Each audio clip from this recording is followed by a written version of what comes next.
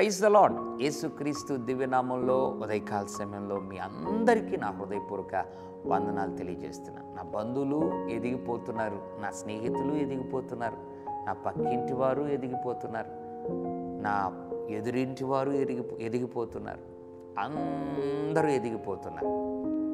నా బిడ్డలు ఎదిగిపోవటం లేదు, లేదా నేను ఎదిగిపోవటం లేదు. నాకు ఇంతవరకు ఉద్యోగం రాలేదు, నాకు ఇంతవరకు బిజినెస్లో సక్సెస్ లేదు, నా పరిచర్లో ఒక ప్రాస్పరిటీ, ఒక అభివృద్ధి లేదు. ప్రభువును నమ్మని వారు కూడా నా స్నేహితులు ఎదిగిపోతూ ఉన్నారు. ఎందుకబ్బా అని ఆలోచిస్తున్నావా? దేవుని బిడ్డలారా, ఇటువంటి పరిస్థితుల్లో దావీదు అనబడిన ఒక భక్తుడు చేసిన ప్రార్థనను దేవుడు జ్ఞాపకం చేయాలని ఆశపడుతున్నాడు. ఈ ప్రార్థన నీవు నేను గనక చేయగలిగితే ఖచ్చితంగా వారు ఎదిగినట్లు కాదు కదా, వారు అందుకోని స్థితిలోకి వెళ్ళిపోతాం, వారు చేరుకోని స్థానంలోకి వెళ్ళిపోతాం. ఏంటా ప్రార్థన? ఇటువంటి ప్రార్థన కూడా ఉందా అని అనుకుంటున్నావా? ఎస్, ఉంది. ఏంటా ప్రార్థన? కీర్తన 61వ అధ్యాయం 2వ వచనం, నేను ఎక్కలేనంత ఎత్తైన కొండపైకి నన్ను ఎక్కించుము.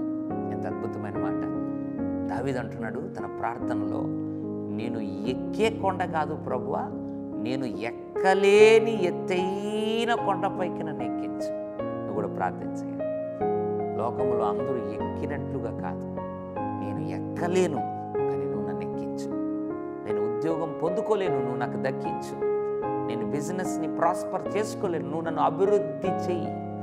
నా పరిచర్యలను ప్రభువా నేను ముందుకు నడిపించలేను, నువ్వు నన్ను నడిపించే కృప నాకు దయచేయండి నన్ను అడగగలిగితే దావీదుని ఎక్కించిన దేవుడు నిన్ను కూడా అందరూ ఎక్కే కొండలు కాదు, ఎక్కలేని ఎత్తైన కొండపైకి ఆయన ఎక్కిస్తాడు. పరిశుద్ధ తండ్రి నీకు వందనాలు. ఎక్కలేని ఎత్తైన కొండపైకి నన్ను ఎక్కించుమని దావీదు ప్రార్థించినట్లుగా ఎంతమంది ప్రార్థిస్తున్నారో జ్ఞాపకం చేసుకొని అట్లు అందరికంటే ఉన్నతంగా వారిని, వారి బిడ్డలను, వారి పరిచయను ఎక్కించమని యేసు నామములో ప్రార్థిస్తున్నాం తండ్రి. ఆమేన్. God bless you.